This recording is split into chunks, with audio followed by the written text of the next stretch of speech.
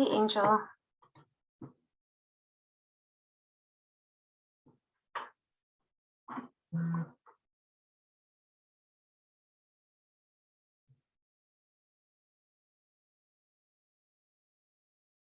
Hi, Angel. Are you there? I made you the host. Yes. I'm here. Okay, great. I'm starting up here. I started recording. Should I stop the recording? Yeah, stop the recording. So we're going to start recording recorded. We will be offering some time for questions at the end of the presentation, but you are welcome to use the chat during this session. And please keep your mics muted and use the hand raise reaction during the Q&A to request to speak. To access slides and handouts, tap the Documents tab in the Youve app or on the website and select Session Documents. You can find your session and tap the link to follow along. And the notes page for this section can be found on page 12 of your program. So it is now my pleasure to introduce our speaker. Neil is the Outreach Project Coordinator for the Native American Fatherhood and Families Association in Mesa. Neil earned his master's in counseling psychology from the University of St. Thomas in St. Paul, Minnesota. Prior to 2016, he was the Father Involvement Program Director for the Child Crisis Arizona in Mesa. He's also the co-founder of Paternal Instincts with his wife, Denise, that provides staff training, technical assistance, and consultation to government agencies and community organizations to support the development and expansion of resources for fathers, especially low-income fathers and their families. He served as Director of Professional Advancement at the National Practitioners Network for Fathers and Families in Washington, D.C., and before that served as the Director of Resource Center at the National Fatherhood Initiative in Gaithersburg, Maryland.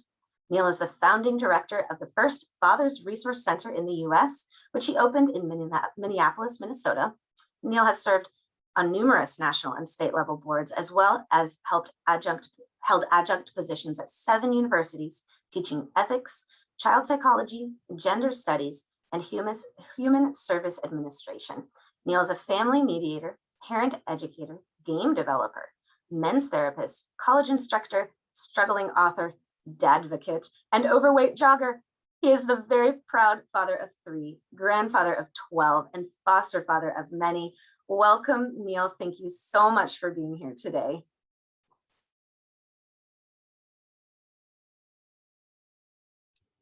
Thank you. I hope the introduction didn't take up too much time.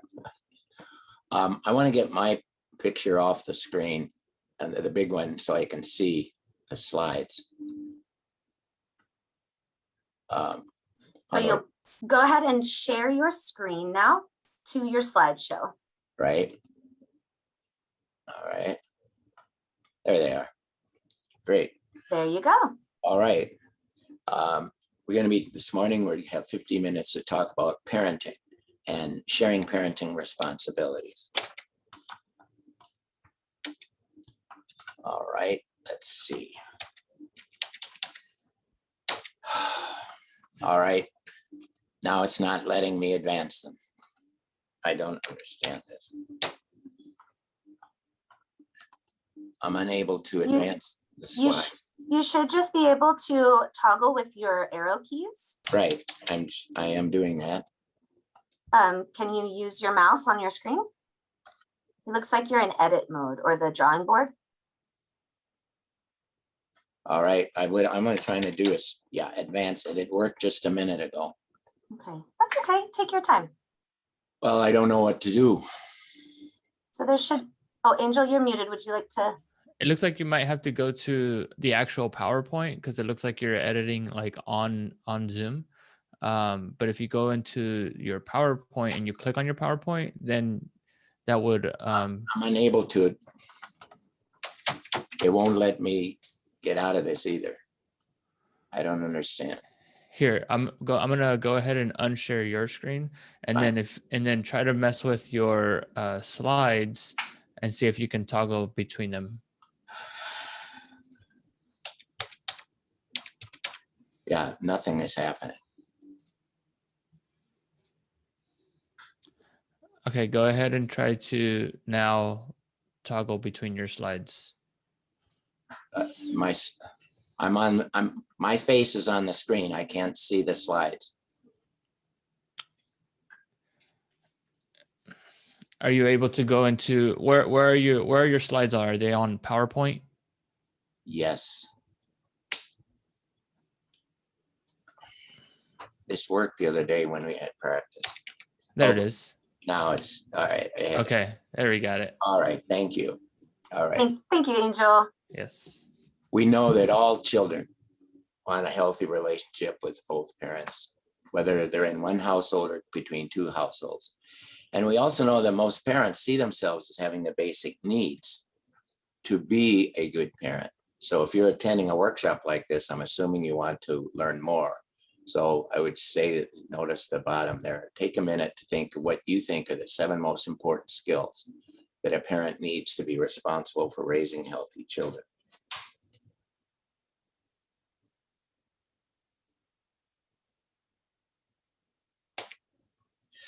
There are 3 ways we can view this co-parenting session today.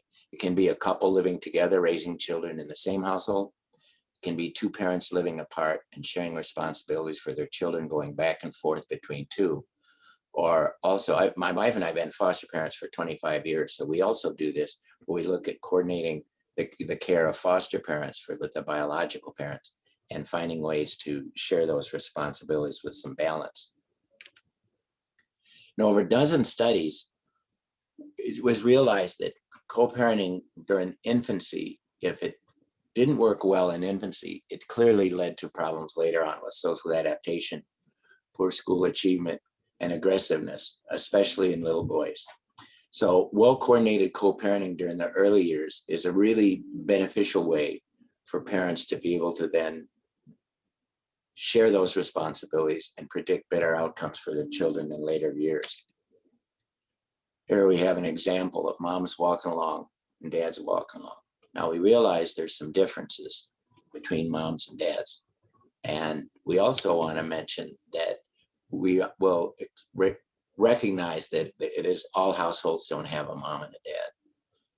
The way that parents think about future co-parenting before you're having kids can be a predictor. So I'd ask each of you that's on here, before you were a parent, how much did you think about, when I grow up, I want to be a mom or a dad? When I grow up, I want to be responsible for raising children. And when I do, what will that look like? What kind of parent might I make? If we have parents that exhibited behaviors that were really aggressive or made us uncomfortable, that might have been a time when we think, when I grow up, I'm not going to do that to my kids. We also might have wonderful supporting parents. And we can think, I really like the way my dad handled it when somebody got angry. I really like the way that mom handled it when we were struggling in school. We can all have these preconceptions about parenting. We all know that preconceptions a lot of times are based on hopes and wants, but how realistic they are. So the idea of how we thought about being a parent before we were a parent can give us some idea of what our expectations were and how we carry that out today. I also want to clearly acknowledge that parents sharing responsibilities come in many forms. They come as a mom and a dad, or 2 moms or 2 dads, or grandparents, foster couples, adoptive couples, other options. We know that there are people now who don't identify as binary, just a male or female. And so when we're talking about co-parenting, we're talking about 2 adults. Hopefully they're adults. I mean, we know that some become parents before they're 18, but the idea is no matter what the configuration, that this information can be helpful in looking at the balance and the sharing responsibilities. So in order to do this, I've divided this workshop into 4 content areas. The first area is that of consistent co-parenting. The second one has to do with constructive communication. The third on effective discipline styles and approaches. And the 4th one on cooperative relationships. So to begin with consistent co-parenting, we want to distinguish when a baby is born. We're talking about birth parents right now. When a baby is born, the baby and the mom have this intense maternal-child connection, and that's very normal and very healthy. The gatekeeping is sort of a sociological term, but it's the role typically assumed by the mom that sets the tone and the pace for the parental interactions when the new child comes into the home. Now, this also can be for a foster home or an adopted And this is a way to look at maternal gatekeeping. These are 4 primary ways. The upper left, you see that mom encourages dad. This is for new baby coming home, a mom and a dad in the same household. Mom encourages dad. This is the easiest way to promote co-parenting. The second, mom abdicates responsibility to dad. We don't see this very much. This actually happened in my case. I became a single dad in 1979 when my first wife, who was a wonderful woman, just left me with our 2 children, and she just left. So she turned the kids over to me. We don't see that happen very often, but that is one way. Now, the children weren't babies at the time, but it still has to do with the gatekeeping concept of the tone and the pace of who interacts with the child and how often. The third is where the mom protects the child from the dad. Now, especially in situations if the dad is struggling with alcoholism or drug addiction,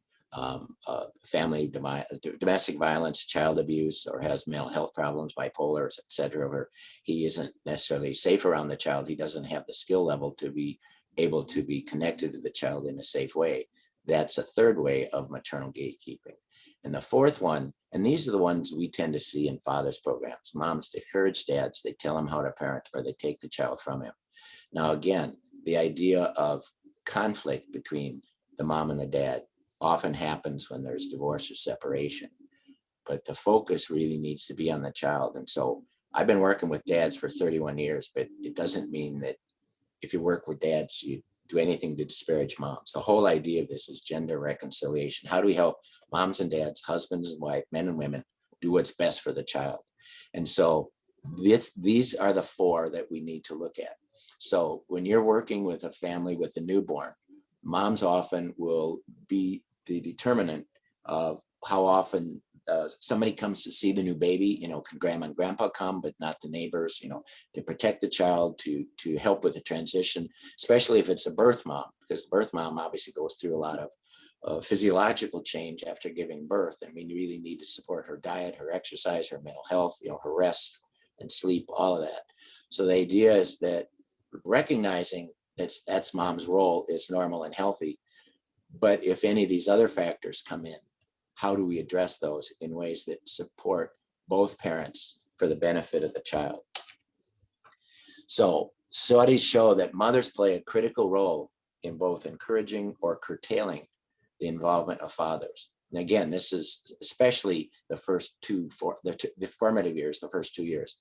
Maternal gatekeeping is a powerful force. Even fathers who want to be involved with their children often drifted away in the face of persistent maternal criticism. Now, this can be true more so with couples who are not married. They've had a baby. And so if you're trying to help them with the co-parenting aspect of it, how do we help them find ways to work together, respecting mom's wishes and respecting dad's wishes? And because it can fall in those areas where dad might not have the skills or mom might have the skills. And so we need to just look at what do we need to do. So this is where we have both men and women staff working with couples to help them look at what they can do. High function co-parenting relationships often result in kids who do well. We want our children to be resilient. We want them to be emotionally healthy. We want them to be able to adapt to different social situations. And we really want them to be engaged as nurturers. We know that there's maternal nurturing and paternal nurturing. And for those situations where there's a male and female, a mom and a dad, it's imperative to recognize that maternal instincts are different from paternal instincts. We're not going to get a lot into that. That's a separate workshop. But the idea is that you'll see in the pictures are a exaggeration of some of the things we see with some of those distinctions. And they're not opposites. Maternal paternal instincts aren't opposite. They're not better or worse. They're just different. And they're based on culture. They're based on generation. How our grandparents raised our parents is different. How our parents raised us, so it's probably different how we raise our children. And so we look at all of those and see how the nurturing styles are enriching children, but we need to recognize those and respect those nuances. Here's mom playing with her child. Here's dad stimulating his child. Don't recommend it, but so these are 4 measures of co-parenting. There are others, but because of the time, here are 4. Cohesion. How consistent are they together in their co-parenting relationship? Is there agreement? If one needs more time or another, you work it out. The cohesion is often beneficial because it's working together. If there's a lot of rigidity, there isn't much cohesion. So you want that cohesion. The second one, obviously, is really clearly support, mutual support. How much parents support one another during the child raising process. How much aid, inclusion, cooperation exists between the partners or former partners if the children are going back and forth between 2 homes. This is also important if you're foster parents. How do we support each other that way? Third is disparagement. Disparagement is when one person undermines the authority, the view, the respect of the other parent. If people are in pain, if they're raised in a toxic relationship, if they were raised in a home where there was toxic relationships, a lot of times parents can bring that into their home. And one of the ways they do that is, you remind me of your father. You always do that. You know, we do things to hurt each other, and it's clear that we know deep down that's not healthy. So to decrease opportunities for disparagement, but the couple themselves have to agree to it. And the fourth one is triangulation. When we have 2 against 1. If you have 3 kids, you'll see the triangulation. Often 2 will go against one. And it's, you know, it's just, some is just normal and natural. But when they're crossing boundaries and put kids in a role they shouldn't be asked to do, you know, asking a child to give a message to the other parent if they're in separate households. So that's one of the things we want to look for ourselves or with families we work with looking at triangulation. And what can we do to help the couple realize, because many times they might not even realize this is going on. It's subconscious. But what we can do to point it out and respectfully help them to say, is this what you really want to do? For consistent co-parenting, we need to learn to work together to help them grow into healthy adults. So here are 5 tips to offer for that. Okay, I gotta have it. Remember how I mentioned moms comfort their children and dads stimulate their kids? Look at the baby and the moms, then look at the little one and dads. The little guy is stimulated. The other one is, again, it's somewhat extreme, but the idea is often we see this pattern that moms protect their kids and dads prepare their kids for the world. So 1, for consistent co-parenting, identify your parenting style. If it were up to you, if you could, you know, do all the ideas of parent, co-parent, raising your child, how would you do it? How would you discipline and encourage your children? You know, there's a difference between encouragement and praise. Praise is good, but praise for a child is about an event. Encouragement is about who they are. So kids benefit from encouragement. There's nothing wrong with praise, but encouragement is more long-lasting. Ask yourself why is your style the way it is? What are the parts of your parenting style that are working that you like, and what are parts that maybe you need to fine tune a little bit? What is your motivation? And another big one is, how did your parents raise you? If you were to think of 4 phrases that describe one of the parents' parenting styles that raised you, excuse me a second. What would those 4 phrases be, say for a mom? What would 4 phrases be with your mom's parenting style? And if you raised with a dad in the home, what would you say are 4 phrases that would describe your dad's parenting style, or whoever, if it was grandparents, abuelas, you know, whatever it was? How would you describe their parenting style? When we recognize what their style is, we often can see, that's why I do that when I'm frustrated. That's why I do that when I'm tired. The patterns are inborn. As parents, I've worked with parents for many, many years. 3 things that I see that parents do. We keep the good stuff that when we're raising our children, we keep the good stuff that we learned from how we were raised. We want to keep all that good stuff. 2, we toss the stuff that we don't like. We recognize those old tapes and say, I don't want to do that. So we toss the stuff that doesn't work. And 3rd, we need to learn new skills. Because when we were being raised, well, I'm old. There was no such thing as an internet. There were 3 TV stations. I mean, we're talking about generational differences too. So we also need to learn new things. Like I'm still working on my technology skills, obviously. The idea is that we keep the good, we toss the bad or the stuff that doesn't work, and then we learn new. So this all has to do with co-parenting. If we recognize this and we ask our partner the same thing, we might see some reasons why certain things work in our co-parenting and certain things we need to fine tune. 2, discuss this style with the other parent. Once we recognize this is my style, then we talk with the other parent. We might feel vulnerable sharing it, especially if the kids are going back and forth between 2 households. But if our style is very different, my wife and I have been married together. We've been 33 years in June. We came from very different backgrounds, but we worked it out for the benefit of our own mental health and for our kids and our foster kids. We recognize there's some wonderful differences, extreme differences, but we worked it out.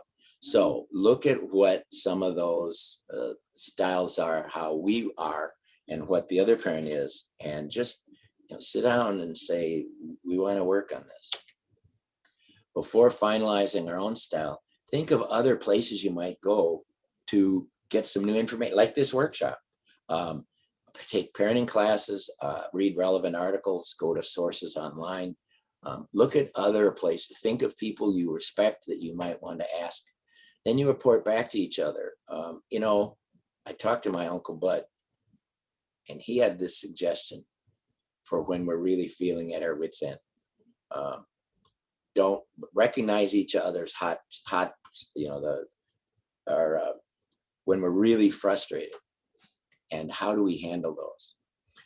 What do we do when we're frustrated and we really want to stay calm and be respectful?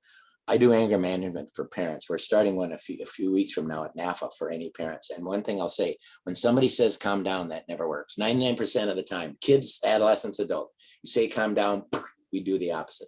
So we have to find other ways to do that. And we need to respect that.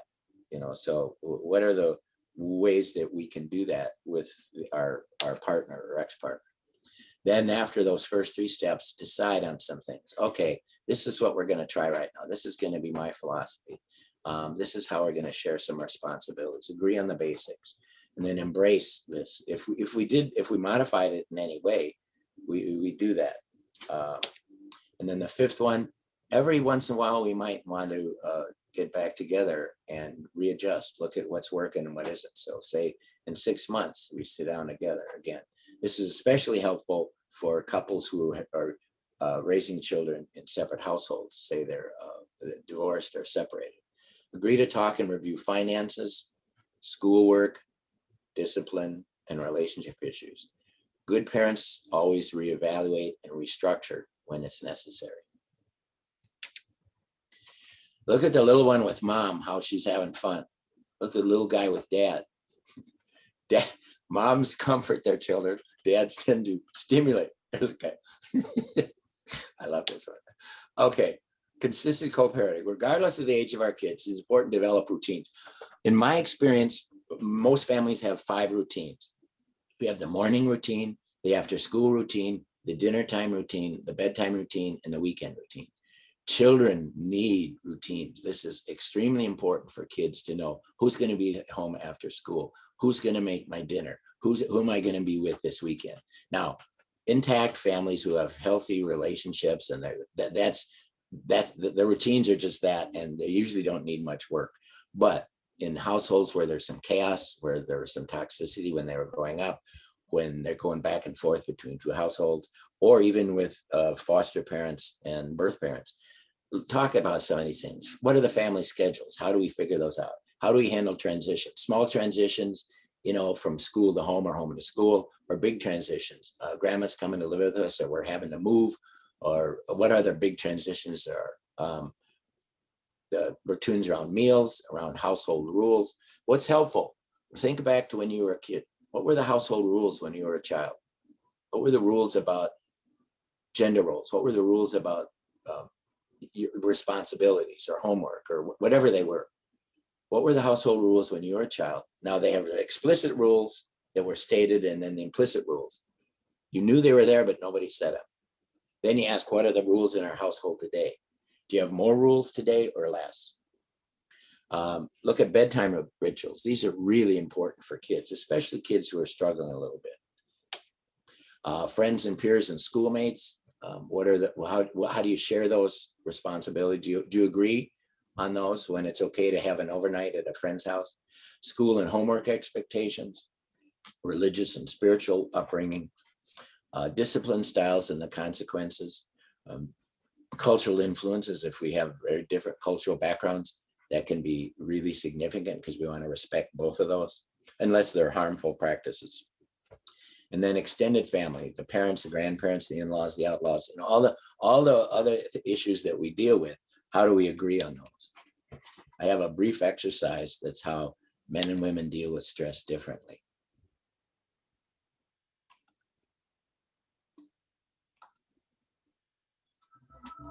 Cora TV, the world is thinking.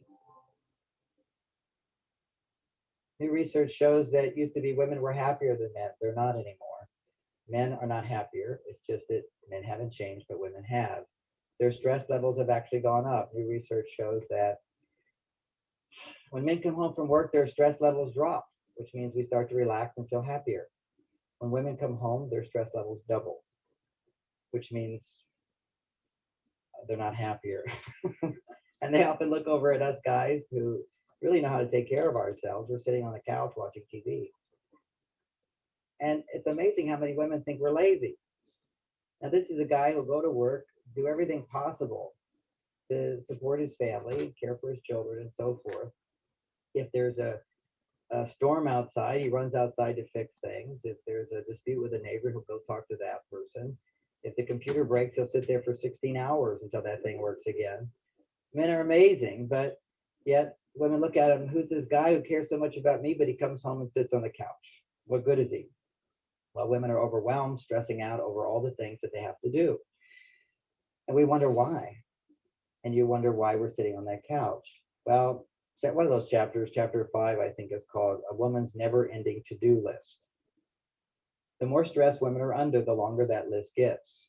Can any women relate to having a never-ending to-do list? This list that just gets bigger and bigger. And about 20 years ago, I used to try to get men to help women complete that list, but it's never ending. So I could convince them in the beginning, okay, she's got 20 things to do. Why don't you do 10 of those things? And then that'll make her happy. He says, okay, if that will make her happy, I'll take on 10 new responsibilities. And you do that. By the time he done his 10, she had another 10 or 15. And he figures, what's the point of it? And the truth is, men are just as exhausted as women today, except men do regenerate themselves and women don't. And that's what this great new book is about, which is, I mean, I don't need to write another relationship book, except that there's all this new research explaining why men are from Mars and why women are from Venus. And we're living in a new world from when I wrote that book, with women being so much more under stress. Now, why are women more under stress? And this is an important message for men, because, you know, we'll say, what's the matter, honey? And then she'll list out 20 things. And every time she says something, and her brain would go, but not important. But not important. So don't do it. Who cares? You know, Bonnie might say to me, look, we got to clean up the house. We've got a party. I could say, well, it's only our friends. I've learned not to say that. But another guy might say that, so it's just our friends, so who cares? They got messy houses. And she says, no, we're inviting over the new neighbors. We want to make a good impression. He says, well, they're new. We don't know if we want to, if we even care about them. So make them rationalize anything if they need to rest. And that is one of the big distinctions between men and women under stress. And this is, we're all under huge stress today. And to a great extent, when men are under stress, they become even more acutely aware of their needs, whereas women become more acutely aware of other people's needs. And so women end up feeling overwhelmed with this long list of things that has to do with making everybody else happy. And who gets at the end of that list? Her. And does she ever reach it? Not that often. And when she does, sometimes she feels guilty instead of like, gee, I need a doctor's prescription to say this should be at the front of the list. That's what this book is teaching women how to most effectively cope with stress today and understanding why women are under more stress today. Because men won't believe it. I mean, when you talk about all the things that are stressing you out, we say, hey, just sit on the couch and watch TV. What's your problem?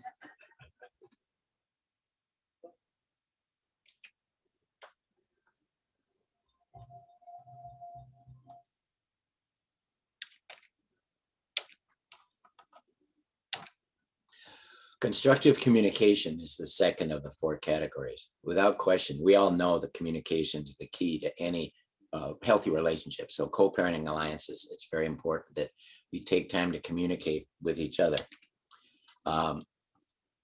This is a difference between mom and dad. I'm going to just throw these in from time to time. Model respectful listening. The top of the list, take responsibility. We don't need to wait for our spouse to take the first step. Good listeners tend to be listened to in return. Continue to use language that helps children sort out loyalty binds. Younger children can think that they need to please both mom and dad, or whoever the 2 adults are in the household. And if they're torn, especially if they're going back and forth between 2 households, they have these loyalty binds. When I'm with one parent, I need to say nice things about this one and say bad things about the other one if there's turmoil or if there's conflict. So whatever is going on, whether we're in the same household or different households or foster parents, we want to recognize that kids can feel that they might have a sense they need to be loyal to the adult they're with. And we want them to not have to take that burden on. For constructive criticism, when there's tension, clear the air. Non-judgmental language. We all know this stuff. Focus on the behavior, not the person. When our child is acting up, we want to point out to the child that the behavior is not okay. They're still okay. That we never want kids to feel that they are the problem. It's their behavior that's the problem. There's a difference, obviously, between guilt and shame. Guilt says, I made a mistake. Shame says, I am a mistake. And especially foster parents, we can see children that come in are shame-based. And so to shame children is very harmful. So when we're looking at the responsibilities of how we're impacting our children, we want to focus on the behavior. The behavior is not okay, but you as a child are still okay. Don't go there with thinking that that we don't want to shame them. We also need to recognize and acknowledge each other's unspoken sacrifices. A lot of times people do a lot of things behind the scene to support the other parent. And we need to find ways to recognize that and see, I didn't realize you were doing all this and I appreciate that. So we put ourselves in another place and try and figure out how they're handling that heavy responsibility. Here's mom with her child. Here's dad. Dad! Healthy parent-child communication allows them to approach their parents to tell their stories. If you have your child come up and ask you a question that's somewhat sensitive, that's a great indicator that you're doing well, because kids can get the idea that certain things are off, are taboo, that you can't talk about. And it's really important that they realize that if we establish that trust, that's going to happen. Kids begin to understand the wide range of their thoughts and feelings, then they figure out how to express them. It's clear what values we want to prioritize and engender in our children. So as a homework assignment, I'd ask you to pick, what do you think are the 10 most important values you want your child to live by? And how do you want to encourage these? Because we can have these 10 values, but then how do we instill them? Honesty is a part of integrity. Integrity is broader than honesty. All of us typically want our kids to be honest. We want them to respect people of all cultures, hopefully. But think of those that you want to do. Our kids need to be able to talk about those things and question them in ways that are respectful. So for some of these communication skills, we need to start teaching listening skills early. Listening times can be very helpful.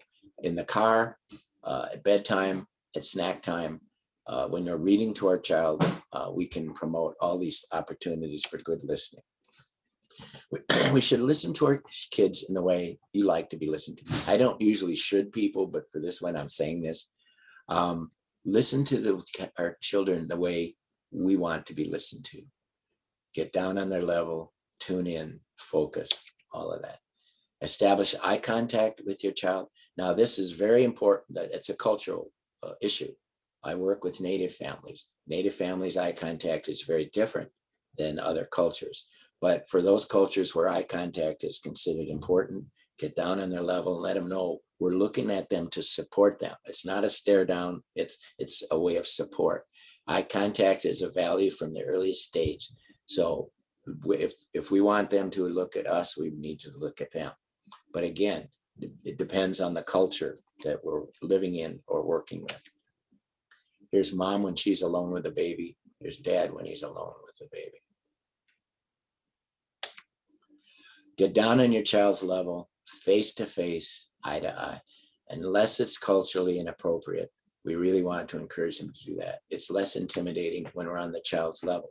When we're standing, when we're hovering over a child, clearly it can be intimidating. Unless we're horsing around with them or playing monster, typically want to be on their same level, especially for important communication. This is especially important for guys, our tone of voice and facial expressions. Adolescent girls have very sensitive hearing compared to adolescent boys. It can be 5 to 7 times as sensitive. So sometimes girls will think that the male figure in their home is yelling at them when that's not our intent. Notice our tone of voice and our facial expressions. If we're bored or distracted, I have at my computer, I have a swivel chair. If my son or daughter would come and talk to me, I would swivel to the side, move away from the screen, because guys, we can only do one thing at a time. We can't. Women can multitask, guys can't. That's a brain development. Again, that's a separate workshop. But we need to focus on them and make sure they see how important it is. Again, from their point of view, an adolescent lives in a world of his or her own, refuses to listen to their parents. He's tuning them out because they never listen to him or her. So again, think of how we're setting those patterns early. As the father sees the child, as the child sees tossing in the air, as mom sees tossing the child in the air. Talk to our kids about common interests. My daughter, my youngest daughter, who is special, both of my adopted daughters are special needs, but she loves anime and the Japanese, all forms of Japanese, the music and the art and all of that. And she'll watch some things in Japanese. And after a while, I'm bored out of my skull, but I love her very much. So I'll sit there with her because I want to be there for her. And I'll have her tell me what's going on. I'm bored at the content. I'm never bored being with my daughter.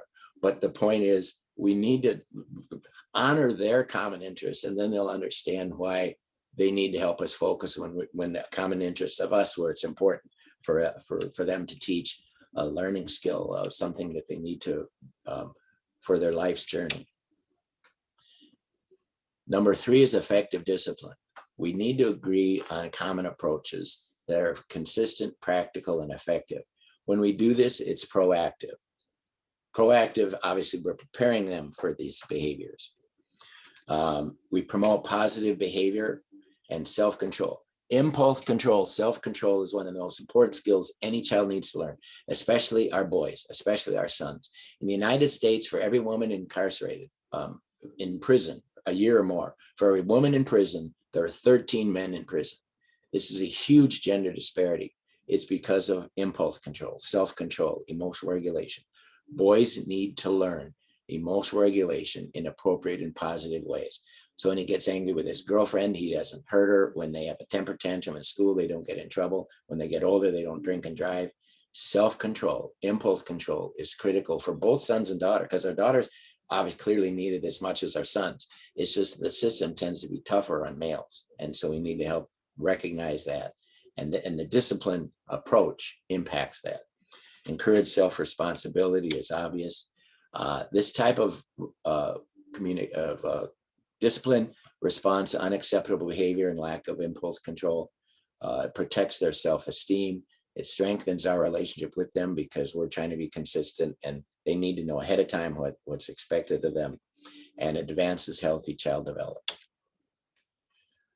Clear boundaries. We all know what clear boundaries are. They need to know what are the limits, and this is okay and this is not okay. And if there's a gray area, that's a great thing to have that listening time to talk about. What do we do when this happens? Encouragement is very important to promote positive behavior and is more effective than praise. It implies reasonable expectations, and we accept the child's mistakes as, okay, you made a mistake, but you can do better, as well as their successes. I have some things here about what happens when dad's left alone with it. The situation on the left, The mom asked him to make a cake for the little guy's Boy Scout troop to sell. That's the cake he made.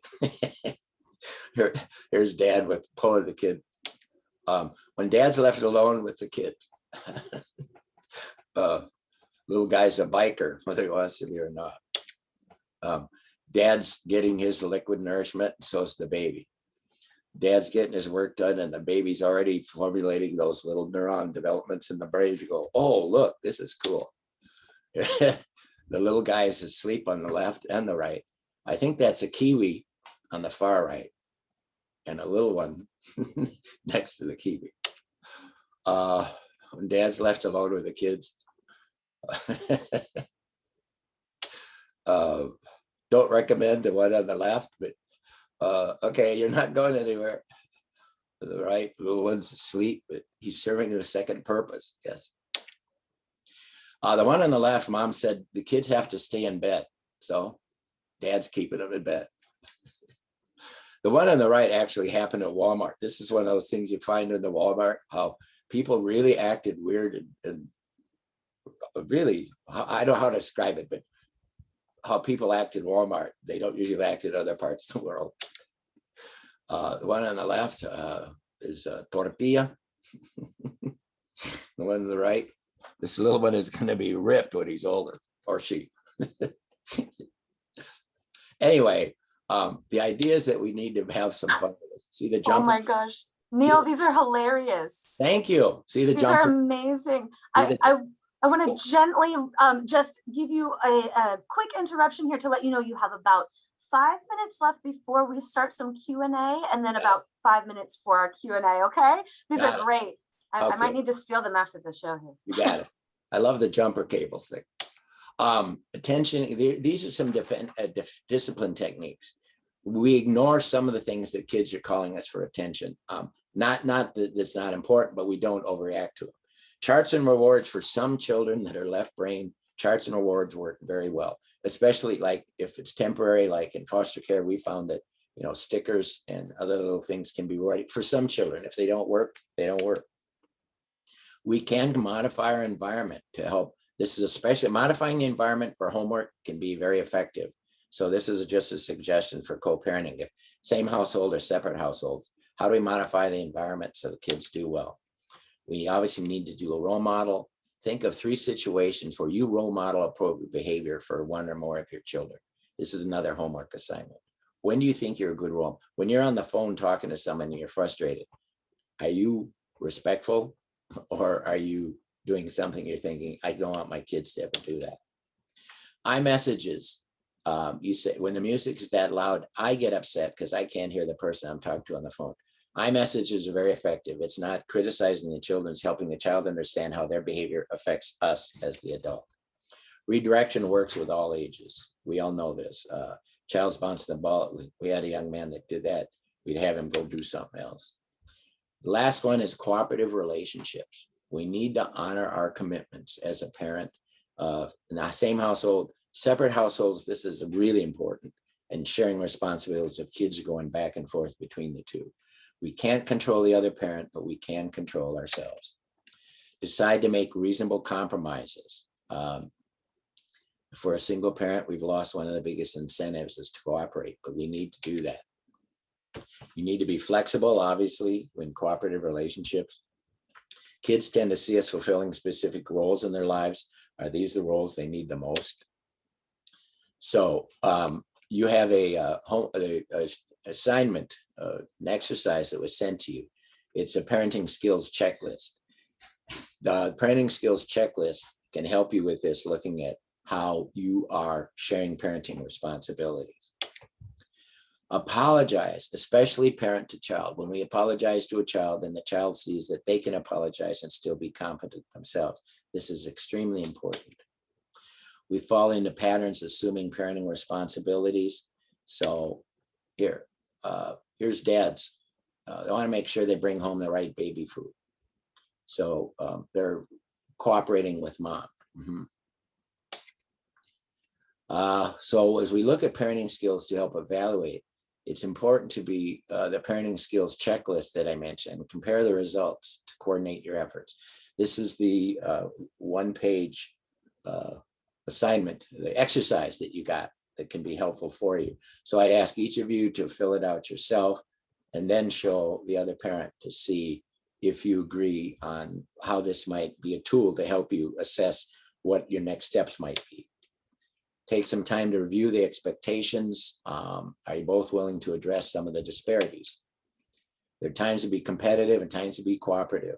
I'm very competitive when I'm watching the Minnesota Vikings, but if I'm having a disagreement with my wife or with my daughter or with our foster kids, then I'm not, I don't want to be competitive. I don't want to be, I'm right and they're wrong. I want to hear them and they hear us. So then I need to go to the right brain, which is a win-win.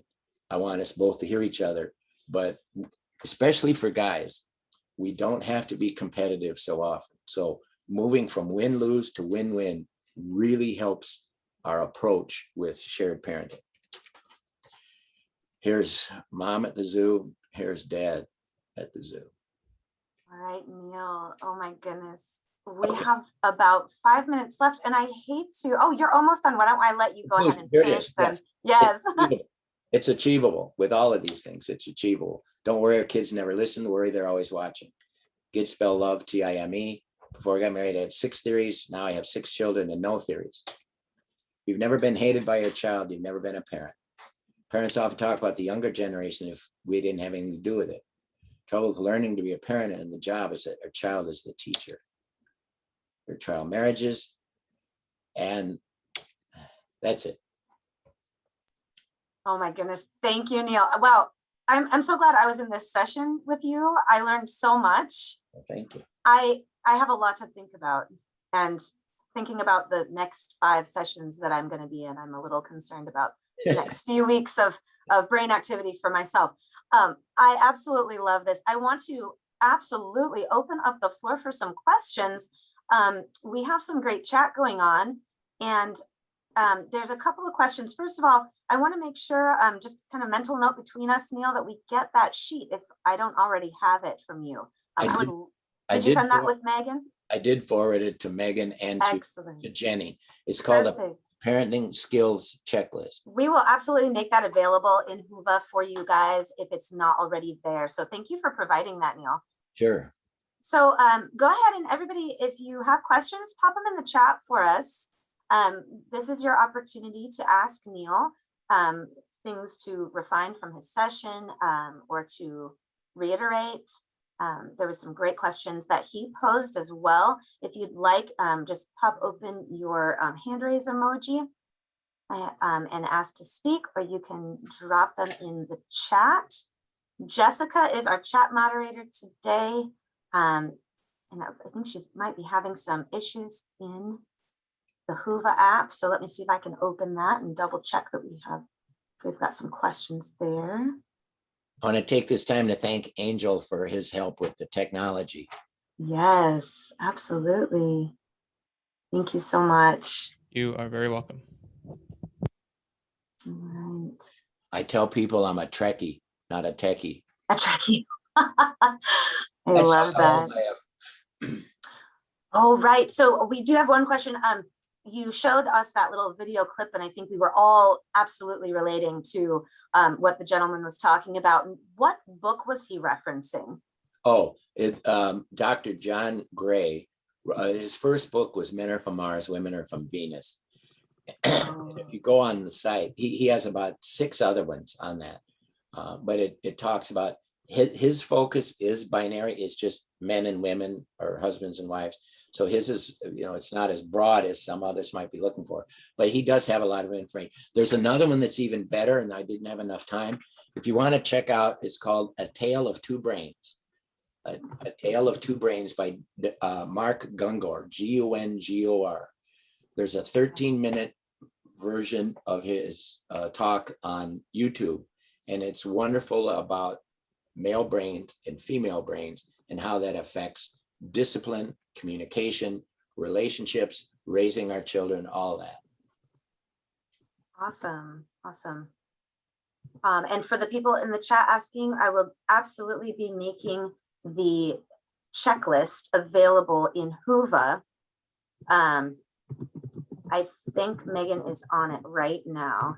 I saw that So Danny had a question too, as yeah. newly divorced. Yeah, I'm struggling to get him to understand that we don't get a lot of breaks as parents. He always says he's helping me, but I don't see it that way. I see it as being his dad and helping his son. What are your suggestions, Neil? I think it's an old pattern that unfortunately men get from how they view their role of masculinity as a man, a husband, a father. If they're willing to, one suggestion would be we offer parenting classes at NAFA through our Parent Resource Center, but it's not for native parents, it's for any parents. They're on Tuesday evenings, they're on Zoom, they're free. If you want to check any of ours out, next Tuesday, I'm doing a workshop. I do all the workshops. Next Tuesday, I'm doing one called Parenting on the Same Page. So it's about sharing parenting responsibilities. After that, I'm doing one on temperament, the Tuesday after that. And then the final 3 Tuesdays in May, I'm doing a 3-week series on anger management for parents. And these are all approved by the courts. People can get certificates if they need that for foster care or for anything else. So one would be to just check out the classes, and they can email me and I can send them the calendar. Yeah, if you would send us that calendar, Neil, I will post that on Youve as well, great. So that you can all look at those. But I would say that without bashing the guy, a lot of guys have something and it works for them.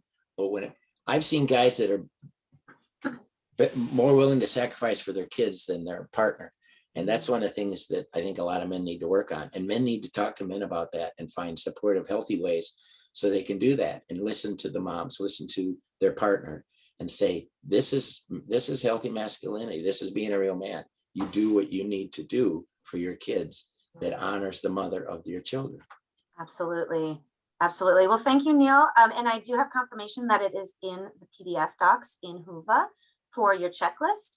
And so we need to wrap up now because we're going to be shifting to our next session. So again, thank you, Neil, for being with us today. Thank you, all of you participants, for posting in the chat and for being with us here. Coming up next, we have And So Fatherhood Begins here in room 2. Room 1 will be hosting Using Hypnosis to Support Your Postpartum. And our breastfeeding and chest feeding talking circle will be held in room 3. And thank you again. We can't wait to see you at the next sessions. We are going to allow you all a couple of minutes to shift gears and get to where you'd like to be, or to leave this Zoom. If you're staying in here, feel free to stay for our next session here. And we will regroup in a couple minutes to introduce our speakers.